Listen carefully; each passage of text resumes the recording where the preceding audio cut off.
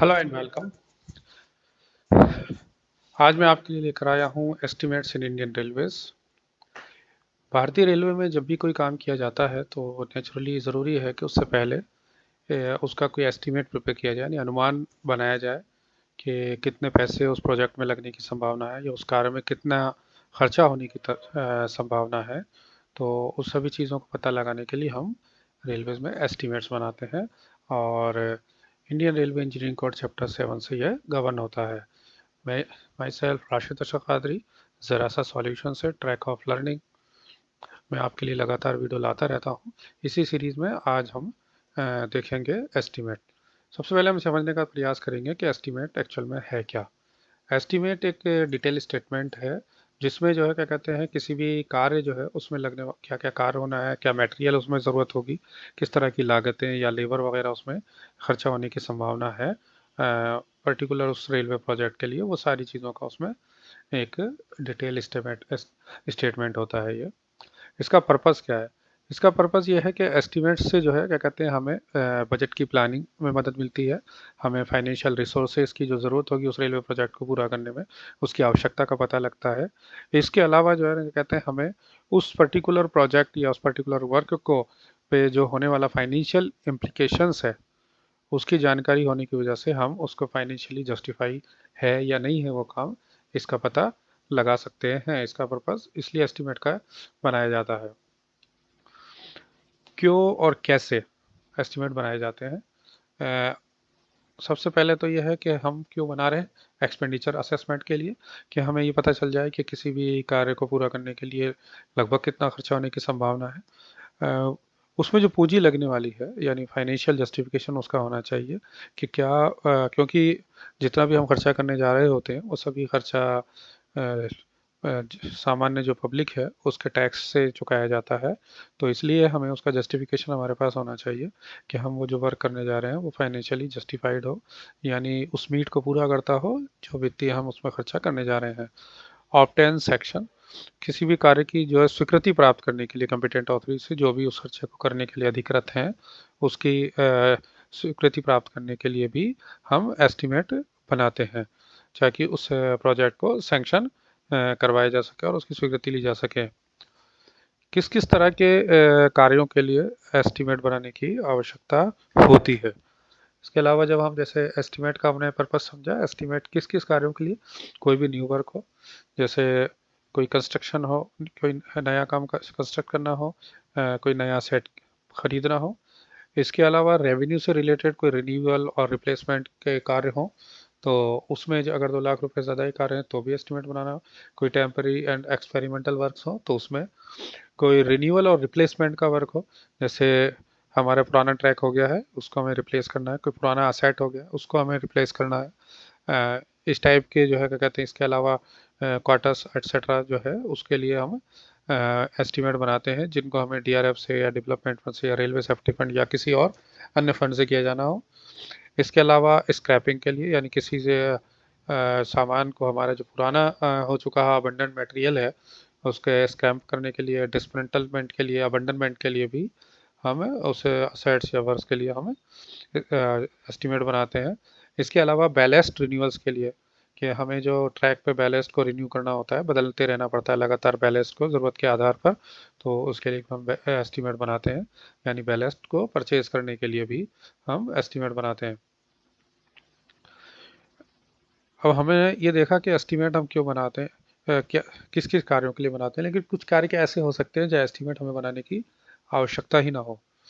तो इस टाइप के कार्य हो सकते हैं अर्जेंट वर्क, जब से property life property repair damage cost by floods, बाढ़ आ गई या किसी और एक्सीडेंट की वजह से या कोई अनफोर्सिन कंटीजेंसी की वजह से हमारे ट्रैक खराब हो गया या ट्रैक बह गया, ट्रैक टूट गया, तो उसको तुरंत रिस्टोर करने के लिए अर्जेंट वर्क होता है। तो हमें एस्टिमेट बनाने की आवश्यकता नहीं होती, इमीडिएट तौर पर उसी टाइम पर।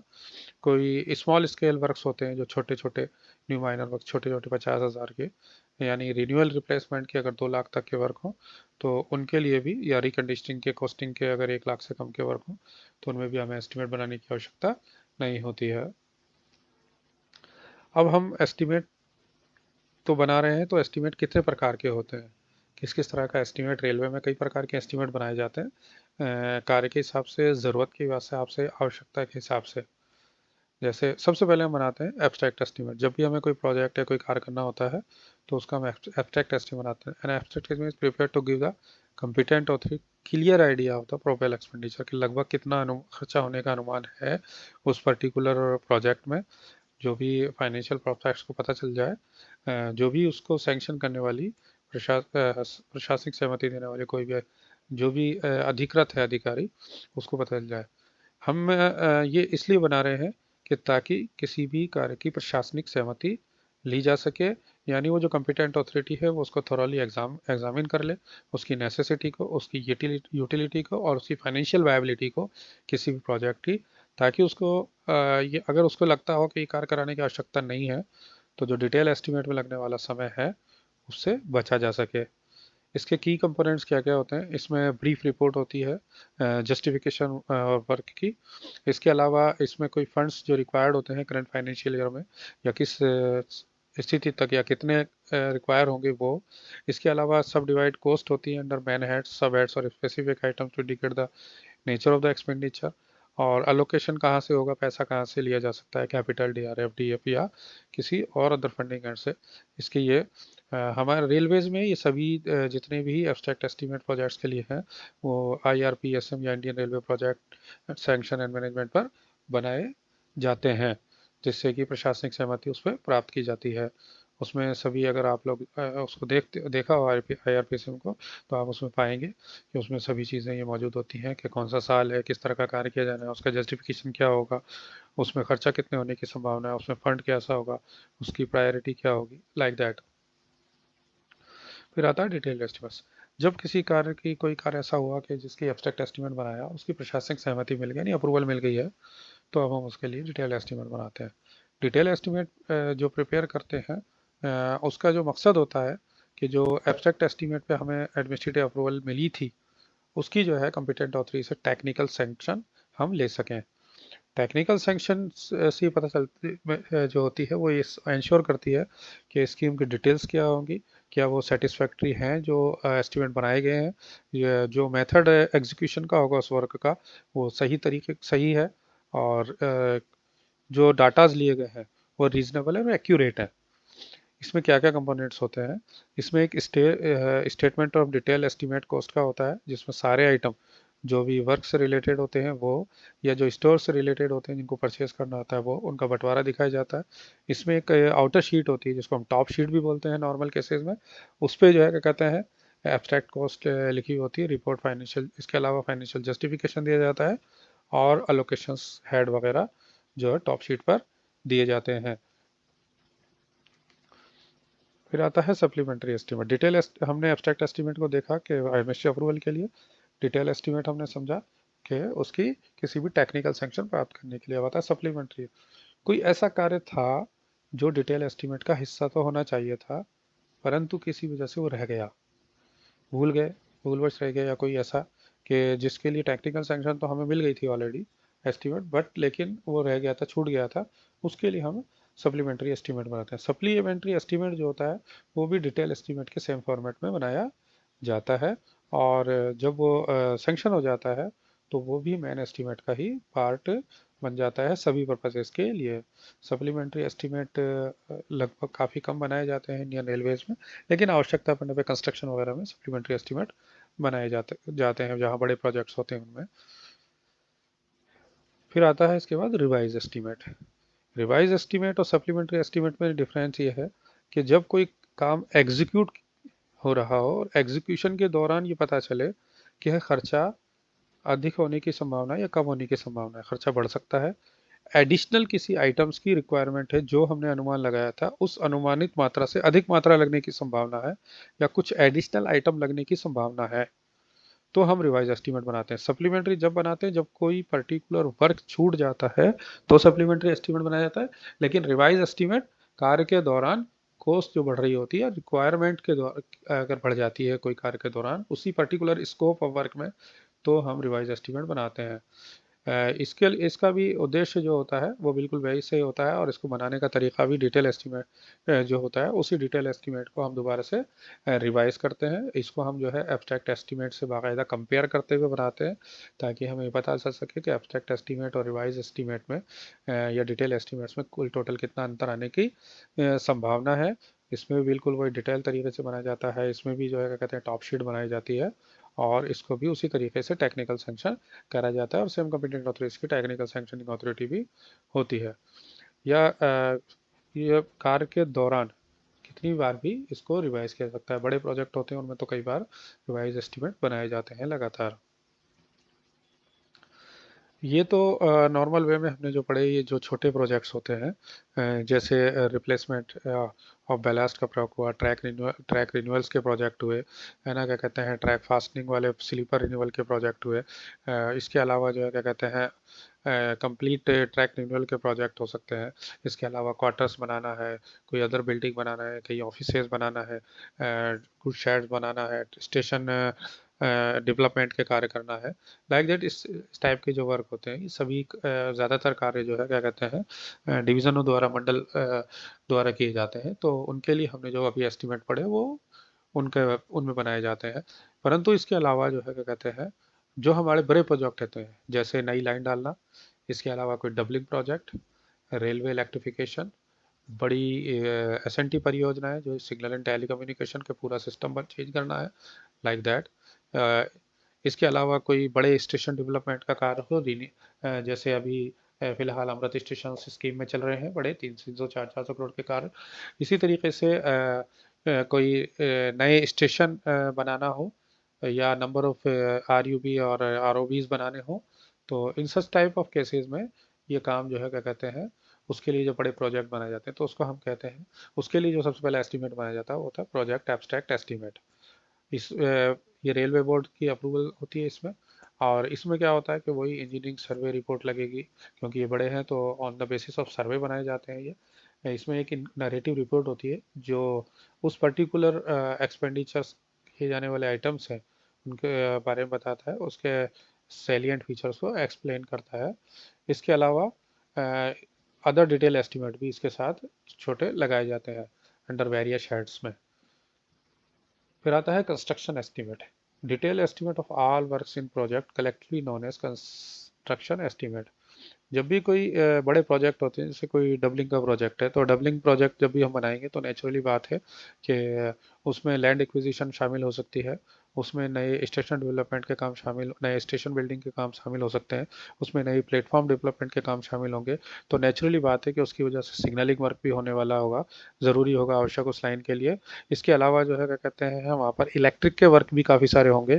तो इन सभी चीज़ों को जिस जिस चीज़ की ज़रूरत होती है, ऑपरेटिंग से रिलेटेड हो, मैकेनिकल से रिलेटेड हो, या किसी भी तरह के किसी पर्टिकुलर प्रोजेक्ट में, सभी डिपार्टमेंटों के जो एस्टीमेट होंगे अगर आवश्यकता के हिसाब से, तो वो सब के एस्टीमेट बनाए जाते हैं। और सब एस्टीमेट्स को जब कलेक्ट किया जाता है तो उसको हम कहते हैं collectively construction estimate. It is just like ऐसे कि हम जो डिटेल एस्टीमेट बना रहे होते हैं नॉर्मल डिविजनल वर्कों में, छोटे प्रोजेक्ट्स में, तो वहाँ भी कई बार सब एस्टीमेट्स होते हैं एसएनटी या इलेक्ट्रिकल के, तो वो छोटे होते हैं, परंतु कंस्ट्रक्शन साइड में जहाँ बड़े प्रोजेक्ट होते हैं तो वो बड़े एस्टीमेट्स होते हैं, इसलिए हम उनको कहते हैं कंस्ट्रक्शन एस्टीमेट। और ये फाइनल लोकेशन सर्वे रिपोर्ट के आधार पर ही प्रिपेयर किए जाते हैं। इसमें कन्वीनियंट सेक्शंस को बांट कर बनाया जाता है, like engine runs, branch lines, junction arrangement, section based topography division etcetera. इस तरह की सारी चीज़ों को ध्यान में रखते हुए कंस्ट्रक्शन एस्टीमेट बनाए जाते हैं।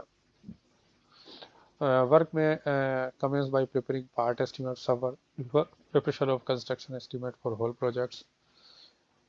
जब भी ये बनाए जाते हैं तो इसके इसके अलावा एक और चीज़ है कि पार्ट जो कंस्ट्रक्शन एस्टीमेट बनाया जाता है उसके लिए सर्वे किया जाता है, जैसे प्रिलिमिनरी वर्क्स होते हैं, फाइनल लोकेशन सर्वे। इसके अलावा लैंड एक्विजिशन एसेट्स से रिलेटेड काम किए जाते हैं। क्वेश्चन क्या है, सब works should not be redundant when project construction is prepared. ध्यान रखना जाना चाहिए कि कोई सा वर्क रह ना जाए, उसमें से छूट ना जाए। फिर आता है जब हम प्रोजेक्ट कंप्लीट करने की तरफ चलते हैं तो कहलाता है कंप्लीशन एस्टीमेट, कि जब भी कोई हम बड़े प्रोजेक्ट बनाते हैं तो बड़े प्रोजेक्ट कंप्लीट होने से कुछ जब हम उसको हैंड ओवर करने वाले होते हैं तो उससे पहले कंप्लीशन एस्टीमेट बनाया जाता है। Supersede construction estimate, also called an stock taking estimate, कि जिसमें जो है क्या कहते हैं स्टॉक से ट्रांसफ़र होना होता है कि इधर से उधर, यानी कंस्ट्रक्शन डिपार्टमेंट से डिविजनल ऑफिसेस को या ओपन लाइन को जब हम ट्रांसफ़र कर रहे होते हैं तो हम कंस्ट्रक्शन एस्टीमेट बनाते हैं, ताकि हमें पता चल सके कि क्या खर्चा हमारा अभी तक का हुआ है और क्या काम काम ऐसे हैं जो अभी बाकी रह गए हैं।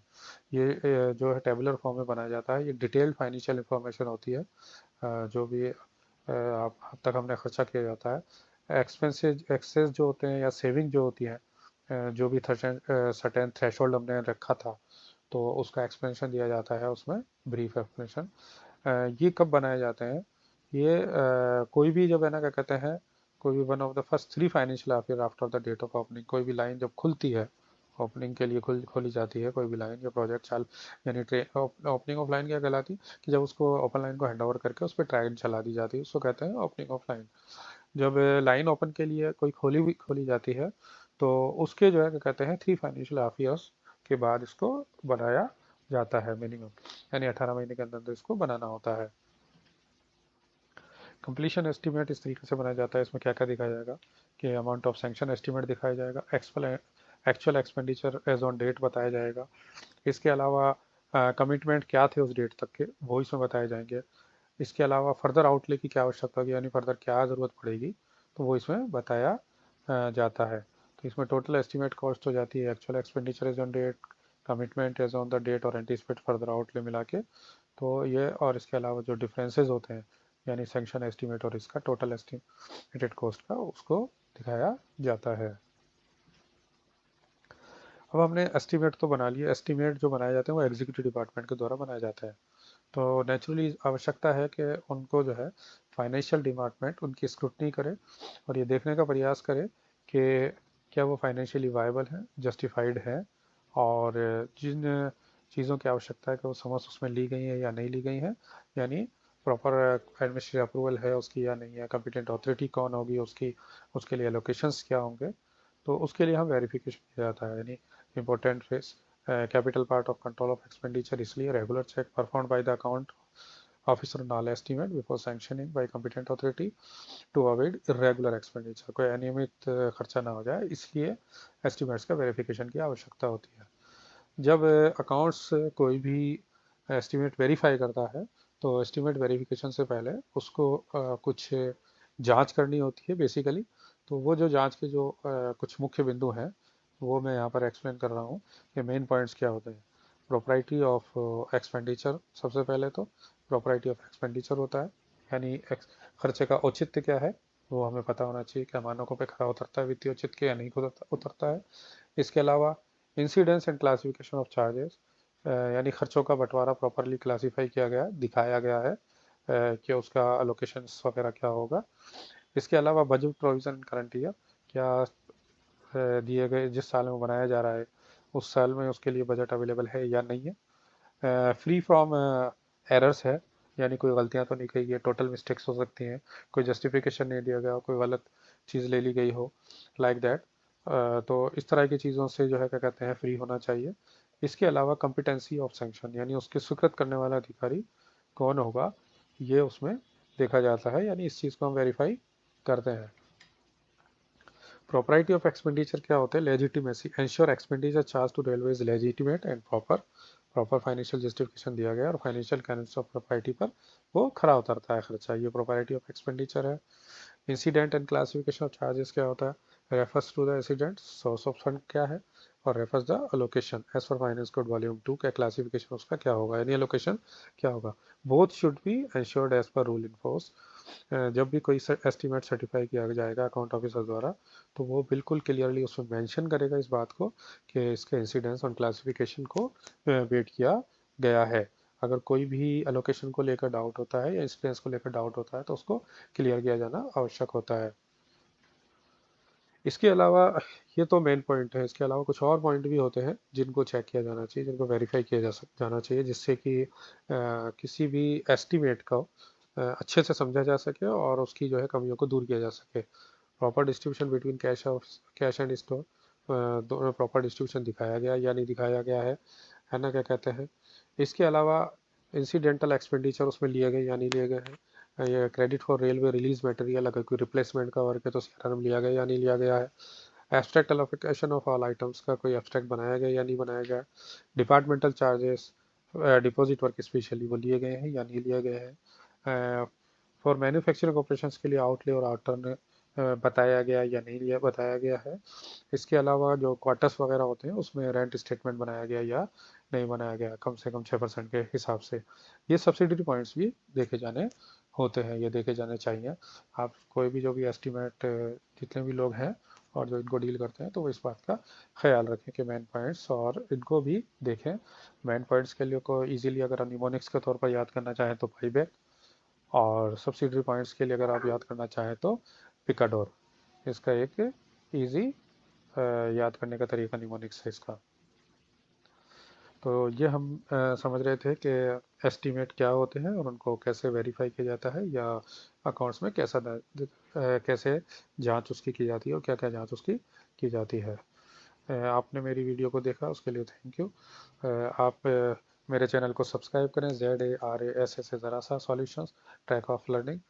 Thank you. जल्द ही मैं आपके लिए दूसरी एक और वीडियो लेकर आऊँगा इससे आगे की, जिसमें हम पढ़ेंगे कि कैसे जो है क्या कहते हैं आगे हम जब एस्टीमेट बन जाते हैं तो उसके बाद क्या टेंडरिंग प्रोसेस कैसे होती है, वर्क किस तरीके से एग्जीक्यूट किए जाते हैं, उन सभी को हम समझने का प्रयास करेंगे। Thank you so much.